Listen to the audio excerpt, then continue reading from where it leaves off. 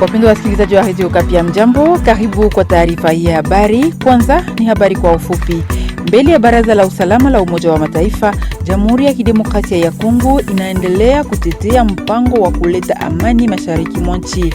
Hii ni kupitia kumaliza uporaji haramu wa mali ya Kongo na kukomesha mitandao inayochochea makundi yenye silaha. Mjini Matadi, wafanyabiashara katika soko la Angonoki wanapinga uamuzi wa mamlaka wa kuhamisha eneo lao la biashara.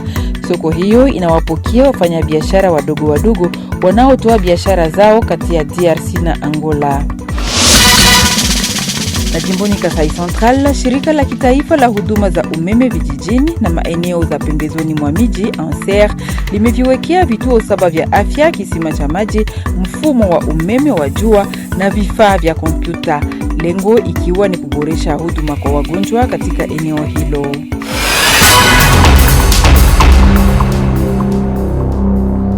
Wapendwa wasikilizaji, karibu kwa taarifa kamili. Jamhuri ya Kidemokrasia ya Kongo inatetea mpango wa jumla wa kuleta amani mashariki mwa nchi. Ikihutubia Baraza la Usalama la Umoja wa Mataifa, DRC ilisisitiza umuhimu wa kupambana na unyonyaji haramu wa mali ya asili pamoja na mitandao inayochochea makundi yenye silaha. Kauli hiyo ilitolewa na waziri wa mambo ya nje Therese Kaikwamba alipokuwa akiongoza kikao cha Baraza la Usalama la Umoja wa Mataifa. Ilikuwa siku ya 3. Na huku mapigano yakiendelea kati ya FARDC na AFC M23 katika majimbo ya Kivu Kaskazini na Kivu Kusini, wataalamu wa Umoja wa Mataifa wamelaani matumizi ya mateso, ukatili wa kingono na kuwekwa kizuizini kiolela katika maeneo yanayodhibitiwa na kundi hilo lenye silaha. Katika taarifa iliyotolewa tarehe 21 Julai huko Geneva, Uswisi, walitaka makubaliano ya kusitisha mapigano iheshimiwe na kuwasihi pande zote katika mzozo huo kuwalinda vyema raia. Huko Ituri, MONUSCO imesisitiza tena ahadi yake ya kusaidia vikosi vya Kongo. Siku ya 3, kamanda wa kikosi General Ulysse de Mesquita Gomez alikutana na gavana wa jimbo hilo General Gabi Kasongo. Viongozi hao wawili walijadili masuala ya usalama, ulinzi wa raia na hatua za kukabiliana na mlipuko wa Ebola ambao unaendelea kusababisha vifo katika mkoa huo unaochukuliwa kuwa kitovu cha ugonjwa huo. Afisa huyo wa kijeshi wa Umoja wa Mataifa alijadili ushirikiano kati ya MONUSCO na FARDC. Tukumbushe kwamba mkuu wa kikosi cha kulinda amani wa MONUSCO alitembelea Mungwalu, eneo lililoko umbali wa takriban kilomita 45 kutoka Bunia siku ya 3, ambapo MONUSCO inatoa msaada ili kuhakikisha usalama wa shughuli za kukabiliana na Ebola. Kama tulivyosema mwanzoni, wasiwasi unaongezeka miongoni mwa wafanyabiashara katika soko la mpakani la Angonoki mjini Matadi katika jimbo la Kongo Central. Hao wanapinga uamuzi wa mamlaka wa kuhamisha eneo lao la biashara ambalo wanaliona kuwa chanzo muhimu cha mapato kwa familia nyingi zinazotegemea biashara ndogondogo kati ya DRC na Angola. Wafanyabiashara hao wanatoa wito kwa meya wa Matadi kutafakari upya hatua hiyo na kuanzisha mazungumzo na wadau wote. Elise Kavira na taarifa kamili. Kwa wafanyabiashara wengi, soko la Ango ni chanzo cha muhimu sana cha mapato kwa familia nyingi zinazotegemea biashara kati ya Angola na nchi yetu. Kusikia kwamba soko hilo linataka kuhamishwa mahali pengine kunawatia wasiwasi wauzaji wengi. Mmoja wao, Mama Meda Ngoma, yeye anasema wanapenda wajue ni wapi soko litapelekwa. Anaeleza kwamba kama litakuwa mbali, itakuwa vigumu kwao kufanya mabadilishano ya bidhaa na wafanyabiashara wa Angola kama ilivyo sasa. Kwa upande mwingine, Baba Jean Tango, yeye anaonyesha wasiwasi wake kuhusu usalama wa wafanyabiashara. Anaomba mamlaka iwape eneo ambalo liko karibu na mipaka ili waweze kuendelea na shughuli zao za biashara katika hali ya usalama. Tulimwasiliana pia meya wa Matadi Dominique Kodiambete. Ameeleza kuwa eneo jipya la soko liko umbali wa karibu mita 200 kutoka mpakani. Pia ameahidi kutoa majibu kwa wasiwasi wa wafanyabiashara wakati wa mazungumzo yaliyopangwa kufanyika pamoja nao. Toka Matadi, Elise Kavira, Radio Okapi. Na huko Mahagi katika jimbo la Ituri, makundi ya asasi za kiraia yameripoti majeraha kwa watu 13 kufuatia maandamano yaliyofanyika siku ya kwanza kwa kupinga unyanyasaji katika vituo vya ukaguzi barabarani na malalamiko mengine mbalimbali ya eneo hilo. Kwa mjibu wa kundi hilo, hakuna hata mmoja aliyejeruhiwa kwa kupigwa risasi. Watu hao waliripotiwa kujeruhiwa katika hali ya woga iliyotokea wakati vikosi vya usalama vilipowatawanya waandamanaji. Jean-Claude Dalokidile aliandaa ripoti inayoletwa hapa na Martial Kizabiamungu. Kulingana na presidenti wa shirika la raia ya pale Mahagi, vikosi vya usalama viliwatawanya waandamanaji wa kutumia risasi za honyo katika uwanja wa Kabumbu wa Mamba ambapo mkutano huu ulikuwa ukifanyika. Washiriki wengi walijaribu kukimbia kwa hofu katika ghasia zilizotokea. Watu 13 waliumizwa vikali. Wahanga walipelekwa katika vituo mbalimbali vya afya hapo Mahagi ili kupata matibabu. Vyanzo vya raia pia vimeripoti ya kwamba maandamano hayo yalivuruga sana shughuli katika vituo kadhaa kote katika eneo hilo la Mahagi. Maduka na huduma zingine zilibaki zimefungwa kwa muda mrefu wa siku. Wakilishi wa kiraia wamesema ya kwamba wameasilisha haki yenye mapendekezo kadhaa yao kwa mamlaka ya mtaa. Wanatumaini ya kwamba kuwasili kwa ujumbe umoja kutoka Bunya ilifika katika eneo la Mahagi Jumatano kutawezesha kufungua mazungumzo na maafisa wa eneo hilo na kupata suluhisho kwa madai ya waandamanaji kwa kusaidia upungufu wa mvutano. Nikiripoti kutoka Bunya, mimi Martial Kizabiamungu, Radio Okapi. Jimboni Kivu Kaskazini, kijiji cha Ntoto ambacho ni makao makuu ya utawala wa groupement ya Waloa Uroba katika mtaa wa Walikale kinaanza kutoka katika hali ya kutengwa. Siku ya 3 wakaaji walipokea kwa furaha pikipiki ya kwanza ya usafirishaji wa abiria baada ya miaka nyingi za kutengwa. Hiyo ni kutokana na kukamilika kwa awamu ya kwanza ya kazi ya kufungua barabara ya Buhimba Ntoto. Mradi huu wa barabara yenye urefu wa kilomita 54 unafadhiliwa na sekta ya Wanyanga kwa kutumia fedha zake yenyewe. Bernardin Nyangi kwa maelezo zaidi. Kwa mujibu wa kiongozi wa sekta la Wanyanga Descartes Akilimali, mradi hii ni sehemu ya mpango wa maendeleo ya eneo hilo la miaka 5 ulioanzishwa mwaka wa 2024, huku utekelezaji wake ukitarajiwa kuendelea hadi mwaka wa 2029. Awamu hii ilihusu kufungua njia kati ya Buhimba na Ntoto, lengo likiwa kuunganisha eneo hilo na mtandao wa barabara toka Walikale Centre hadi Ngora na hatimaye kuimarisha mawasiliano kati ya Walikale na mji wa Nyabiondo katika mtaa jirani wa Masisi. Kiongozi wa sekta anabainisha kuwa imesalia kwa awamu hii kazi ya kilomita karibuni 10 ili kufikia lengo lake. Awamu ya pili itajikita katika kujenga miundo mbinu ya kuvuka maeneo yenye changamoto, kuboresha maeneo yenye kinamasi ama matope na kuchimba mifereji ili kuruhusu magari kufika Ntoto.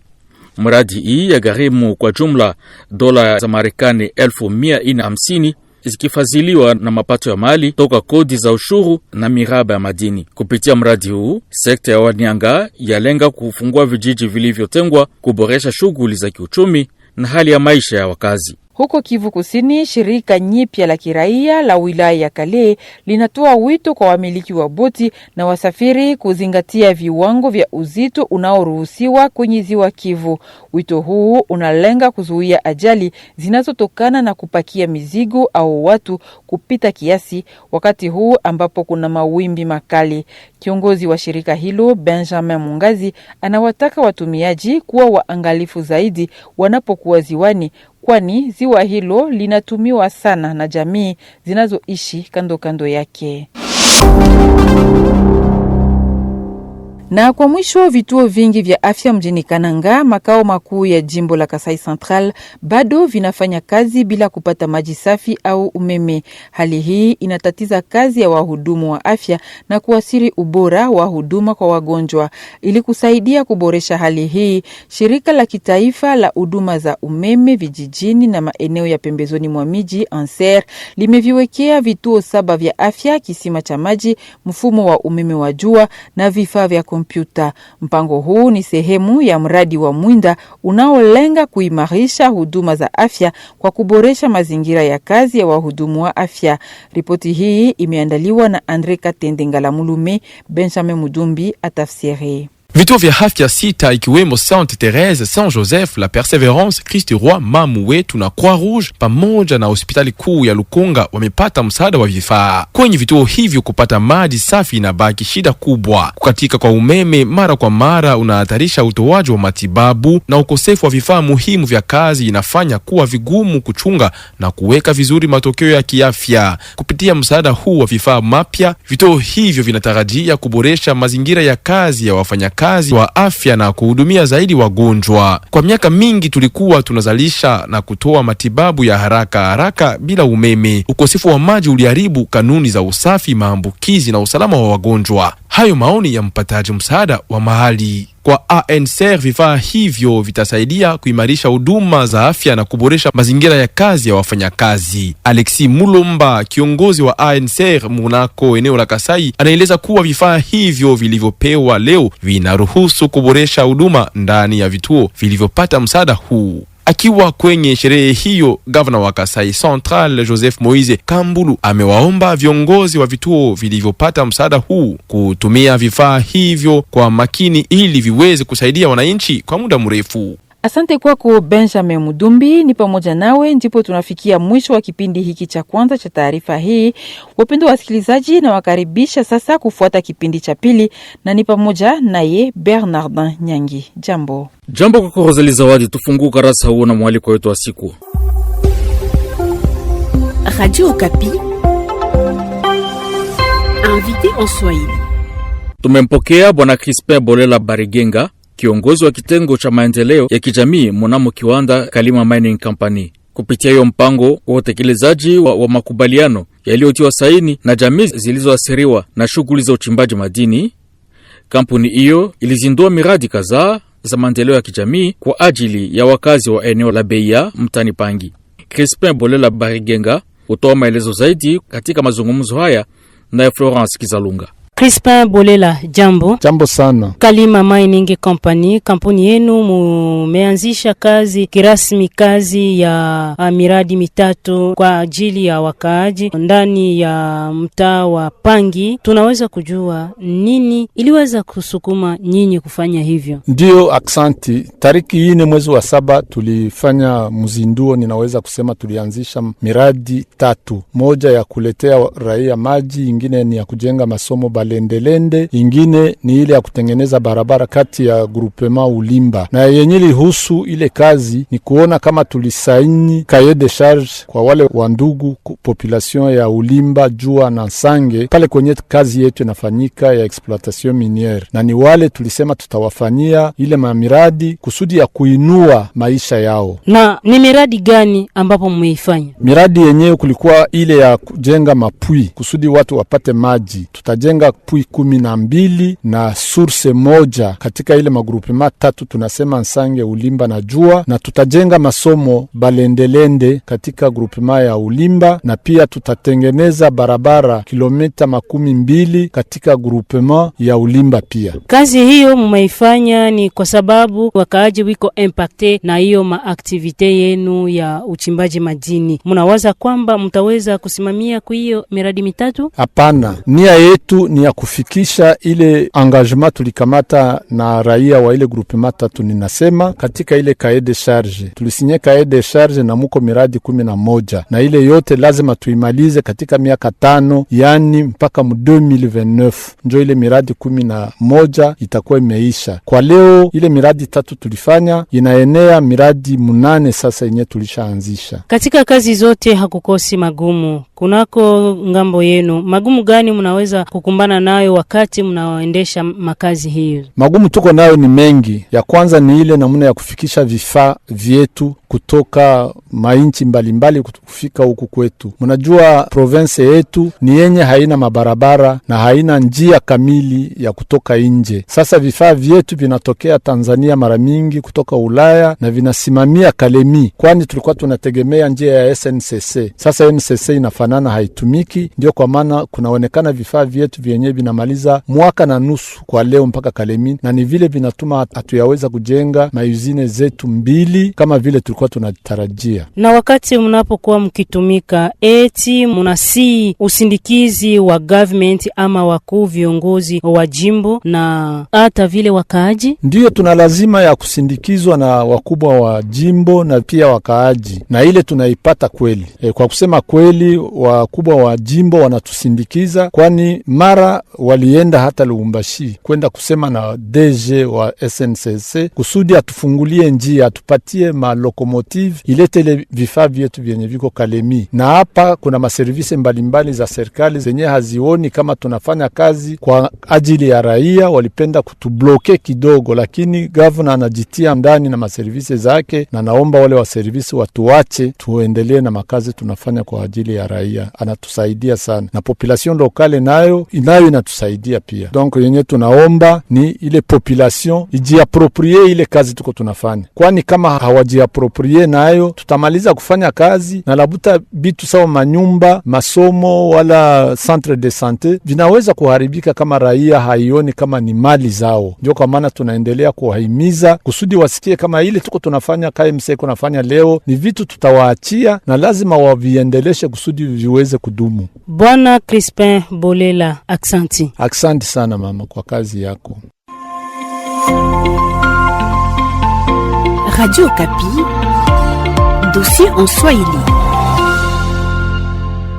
Kwa ripoti yetu muhimu ya siku, mafasirio ya sheria mpya ya ardhi ya tarehe 30 Desemba 2025 ilikuwa lengo la kikao cha siku mbili kilichohitimishwa hivi karibuni mjini Beni. Hafla hiyo iliyoandaliwa na ofisi ya uratibu wa mkoa ya tume ya kitaifa ya marekebisho ya ardhi CONAREF kwa kushirikiana na shirika la Action for Peace and Concord ililenga umiliki wa sheria hiyo miongoni mwa wanaharakati muhimu wa uongozi wa ardhi. Huko vipengee vipya hivyo vya kusaidia kupunguza migogoro ya ardhi eneo hilo vile tizamiwa. Mark Marofimbo anaripoti kamili. Uhamasishwa kuhusu sheria hii mpya ya utaratibu wa masuala ya ardhi liliwafurahisha sana wahudhuriaji. Mmoja wao Kambale Bakanamaha Farao ashuhudia hapa. Tumefunzwa na kuona nini ambayo imekuwa tena ya mpya, paske kulikuwa sheria mbele, lakini hii imekuwa tena ya mpya ya kuleta tena ambayo tunaita innovation. Ile imeturahisisha tena zaidi kuona kama udongo una maana. Watu walikamata udongo, wanakamata maespasi mingi zinakuwa inexploité juu bon peut-être juu ya kukua ba politicien ou bien kukua na matitre fulani, mais leta imekamata mpango ya kuenda kuangalia udongo gani haikutumikiwa, haikukua mise valeur, wanakamata kusudi waipatie yule ambaye anaweza weza kuitia valeur. Et puis même les vulnérables wale wenye balikuwa hawana vraiment le moyen ya kupata udongo, bamepatikana ndani ya loi kusudi waweze nao kuakirir bulongo. Mwisho kikao tumekubaliana sisi sote kuenda kuhimiza raia kuhusu sheria mpya ya udongo, kusudi kila mtu aifahamu, aijue na ajue nini iko ndani. Alafu tutaambia raia ya kwamba kuna vitu vya mpya ambavyo vimetokea vinavyorahisisha raia kusudi aweze kupata udongo kwa urahisi. Nini ni mapendekezo ya waandalizi ya kikao hiki? Bi Marthe Veve, muhusika na utaratibu wa kazi kunako shirika la APC, alisema rekomandasyon yetu ya mwisho kwa wenye walioshiriki ilikuwa kusema ile sheria yenye tunawafundisha leo na ile madeplia tunawaletea leo isikuwe yenye inabakia kwa mabiro zao, lakini wapashe hiyo habari, waende na ile habari, waende nao kwanja kwenye wanatumika, waende nao pia kwa makominote zao. Juu tunawaforme kukuwa wa vulgarisateur ya ile sheria.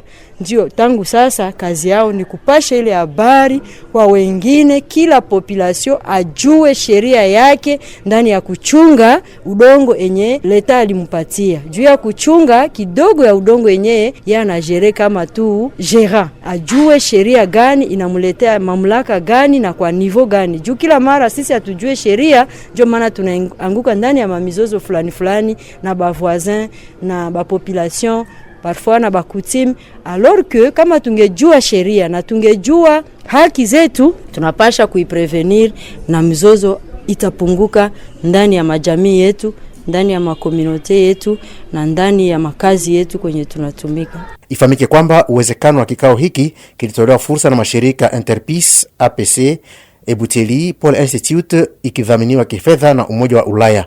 Beni, Mark Marofimbo, Radio Okapi. Ni hayo yaliyohusu kipindi chetu cha pili cha habari. Rosalie Zawadi. Asante kwako Bernardin Nyangi. Wapendwa wasikilizaji, ni hapo tunafikia mwisho kabisa wa taarifa hii ya habari ya Radio Okapi. Mimi ni Rosalie Zawadi na washukuru kwa kutusikiliza. Kwaheri.